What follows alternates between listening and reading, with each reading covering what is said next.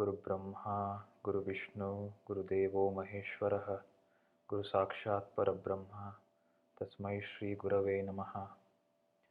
My salutations to the Sadguru, the enlightened Master who bestows upon us the highest wisdom of Atma Gnana, self-realization, that liberates us from all bondage and suffering.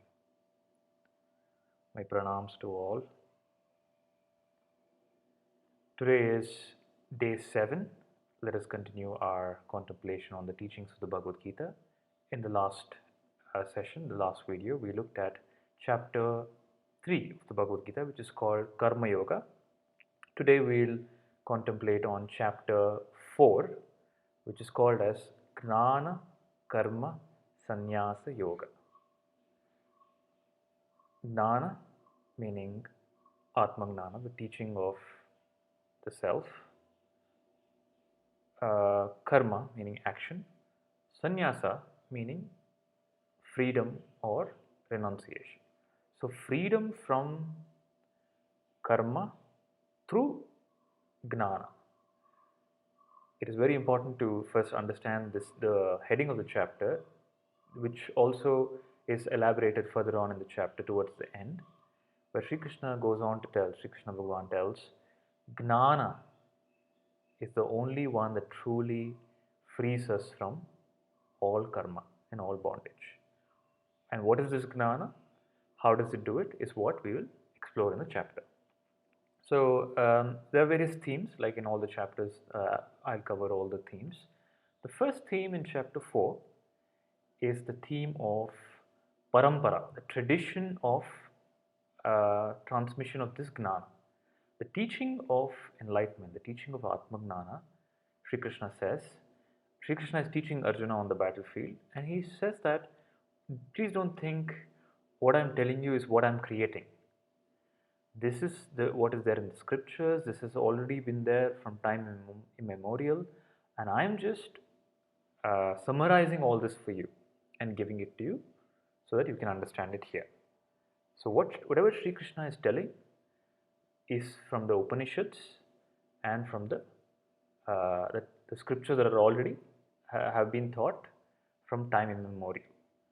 So Sri Krishna says, the same thing that I am teaching you, I taught it to sun, Surya Deva, sun god, and then Surya Deva taught it to various kings, and then it was passed on and so forth.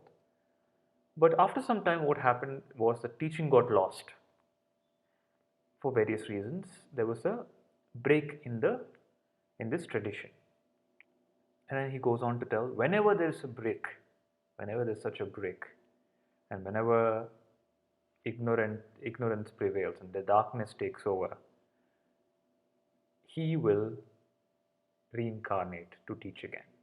So the shloka that he says is, Yada yada hi dharmasya glanir bhavati bharata abhyuttanam adharmasya tadatmanam shrajamyaham paritranaya sadhuna vinashaya chadushkritam dharma samsthapanarthaya sambhavami yuge yuge. Again and again and again, the enlightened one will come to revive the teaching, because the teaching cannot be transmitted through books, through any insentient medium, through any dead medium, through any sort of, in our language, recording or any technology. There needs to be a living person, a living realized person to transmit the teaching. The word of the living person brings life to the truth. So Shri Krishna says, Yada yada hi dharma. So whenever this teaching is lost and whenever unrighteousness, adharma, rises in the world, there comes an avatar. So here there is the theme of avatar. Who is an avatar? Sri Krishna himself is considered a Purna avatar, a complete avatar. So what is this avatar? Avatar is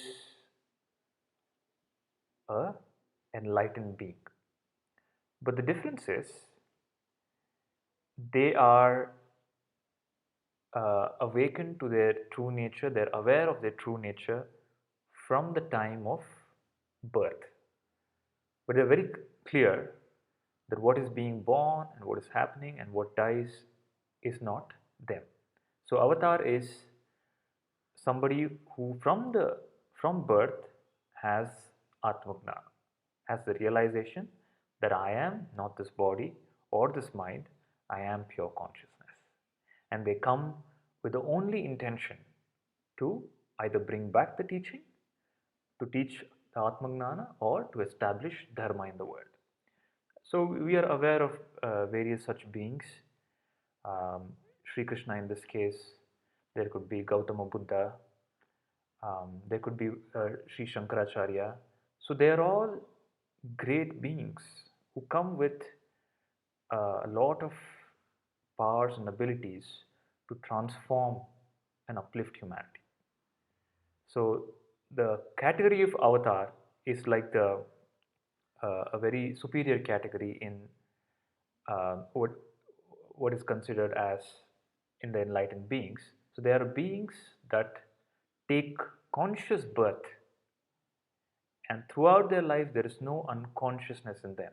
No action of the avatar is unconscious, and no action is their own action. It is no individual that is doing the actions through them. It is the Brahman himself, universe itself performing all those actions. And that is the avatar. And that's why Sri Krishna tells in chapter 4, Janma karma cha me divyam evam yoveti tattvataha. Those who understand my birth, my janma and karma, my actions, they will understand about themselves and become free. So when you understand the birth and the actions of the enlightened one, you will become free. What does this mean? When you understand the birth of the enlightened, when you understand that the self has no birth or death, and when you understand the actions, that the selfless action, the non-doership, then you will, that Jnana will free you from your own limitations and impressions. So this is the other theme. So the first theme that we spoke about is the theme of parampara. Second is avatar. The third is to understand the birth and actions of avatar. And later Sri Krishna goes on to continue to elaborate on what he mentioned in the third chapter, which is enlightened action, the non-doership.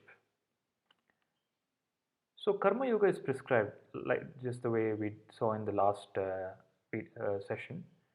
It's for prescribed for those who feel that they are a doer and that they are the body.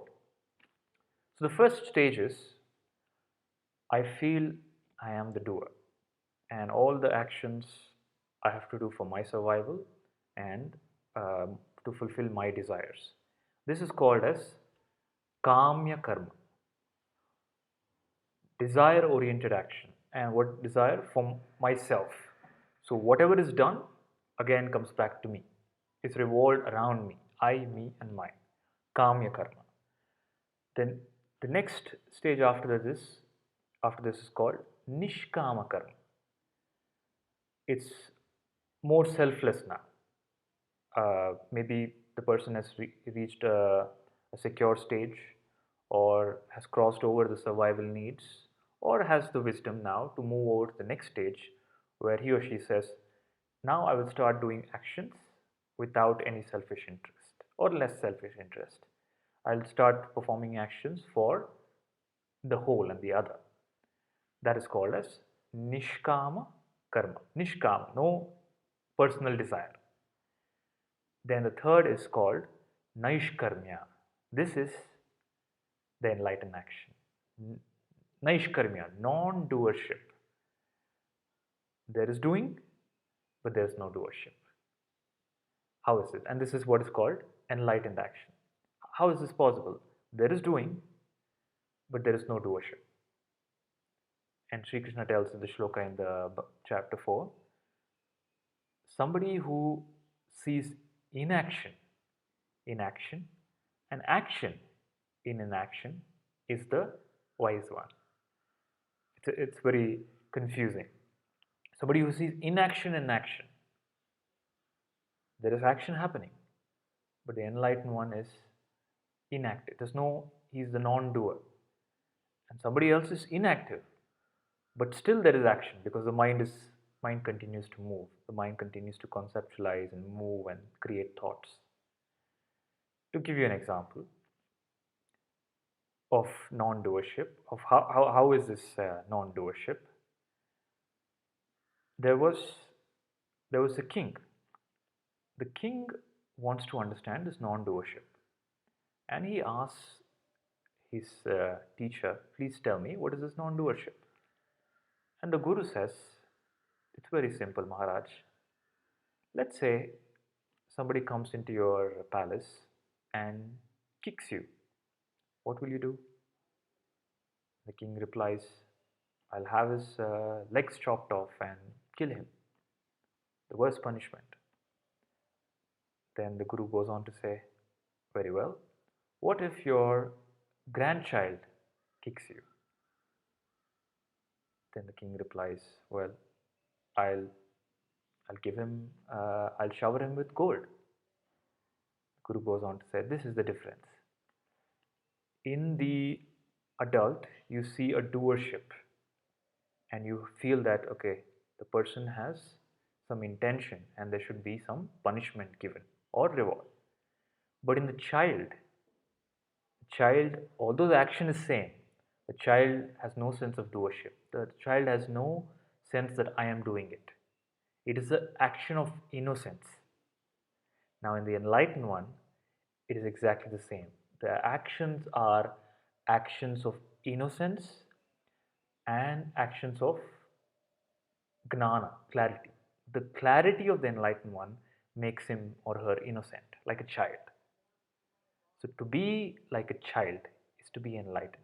To be in a state of so free from the sense of doership, that I am the one who's doing, is non-doership. So the self, the Atman, is a non-doer. It is like the sun. The sun gives sunshine. It illumines the entire world. And because of sunlight, various things happen in our world. So there is a mango tree that grows. There are various fruits and flowers that grow. There are weeds, and poisonous weeds also grow. But can the sun be held responsible for either of them? The sun is presence. In the presence of sunlight, various things happen based on the nature of those objects.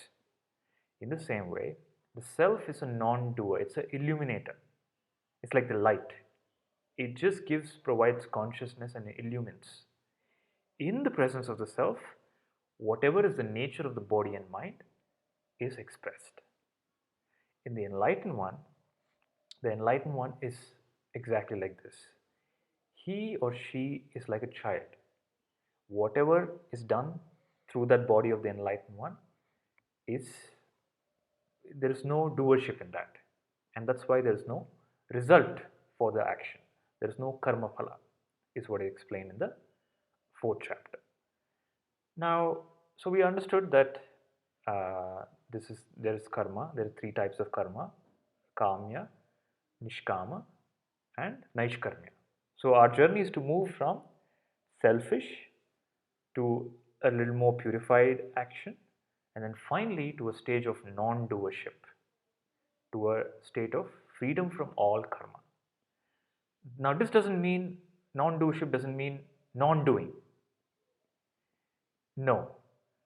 On the contrary, for all we know, and as we see, most of the enlightened beings perform more actions, more focused and universal actions than other people. Like I mentioned in the last video about Gautama Buddha, who spent 40 years of his life traveling throughout the country on foot, teaching day and night, giving teachings of enlightenment. And we know Sri Shankaracharya, who spent his entire life dedicated to bringing the wisdom of Atma Gnana to the entire country and the world. Like this, we have various examples. If you look at the lives of the enlightened, their entire life is dedicated with great action behind their intention, go on relentlessly working for the upliftment of mankind. That is enlightened action. So, non doership doesn't mean non doing. Non doership could mean, in some cases, even more action, but no attachment to the action nor the result of that action.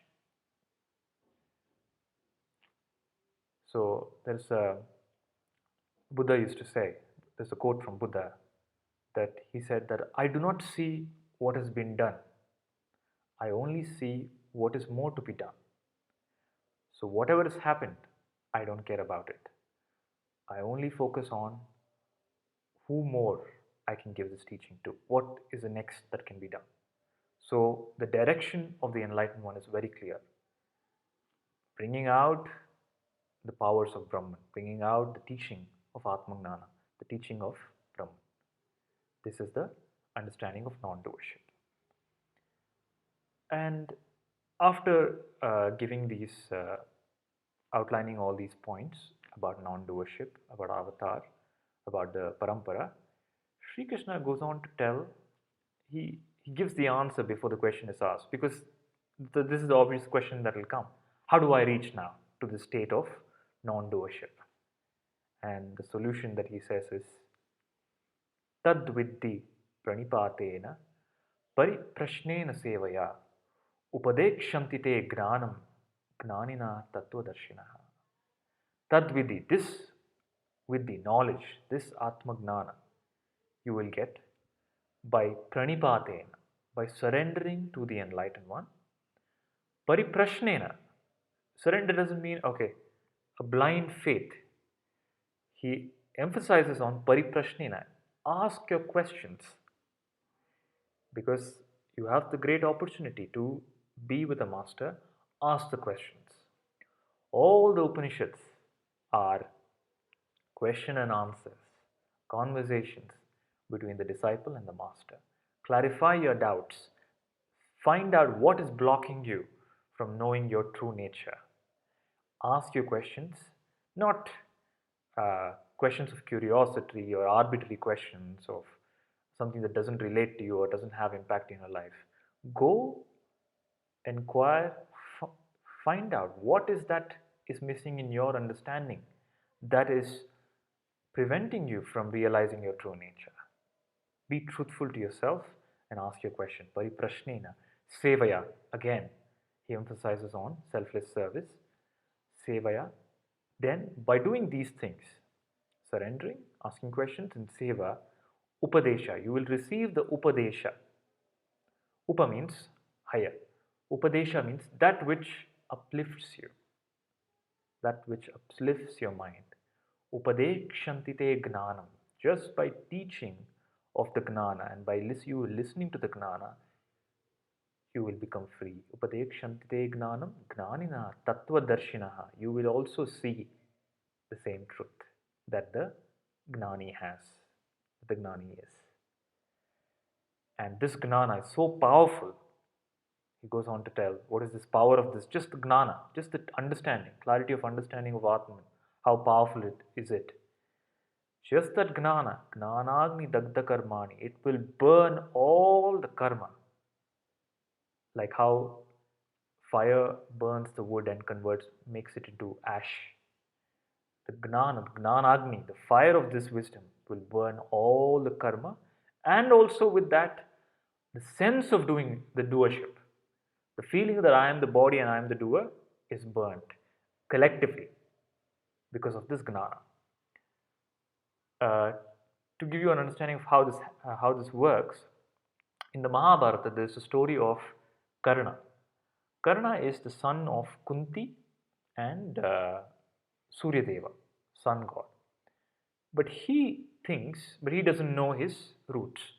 He thinks and he's treated as somebody who's born in a not in a great household, not from a great family. And he has this pain with him all the time that I am not born from a good household and people consider me of a lower birth. Then one day, somebody brings the wisdom, this simple truth to him, the wisdom to him. You are not from a lower birth. You are the son of Surya, the sun god. You are the son. You are the child of the divine. Just that wisdom, that much clarity, transforms his life and removes all the pain that he was carrying till that day about this thing, about this aspect. So, Gnana is like that. The moment you realize Amritasya Putraha, you are a divine child, you are the son or daughter of consciousness, you are the child of consciousness, and you carry that, like how they say, if you are the child, imagine if let's say somebody says, you are, why are you suffering like this, you are the child of a billionaire. That instant there's a big transformation, a revolution in your life. Now the guru comes and tells you the same thing. You are not the body, you are not the mind, you are pure consciousness, you are Atman, you are that Brahman. What should this wisdom do to us? And this wisdom frees us from all the karma and helps us get us established in Atmagnana, in Nirvana.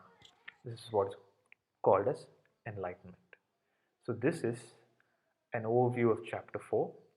To summarize again, it starts off with parampara, the parampara of this gnana, Atmagnana, the tradition of Atmagnana, which is passed on from an enlightened master to the disciple, so on and so forth. And whenever there's a break, and whenever people get too ignorant and start destroying themselves, the nature, and others, and causing disturbance and destruction, there is an avatar that comes. And the avatar is a fully awakened being who, from the young age, has this wisdom of Atmagnana and is free. And their only intention and desire and motivation is to bring this wisdom and establish dharma in the world. Krishna is one such example.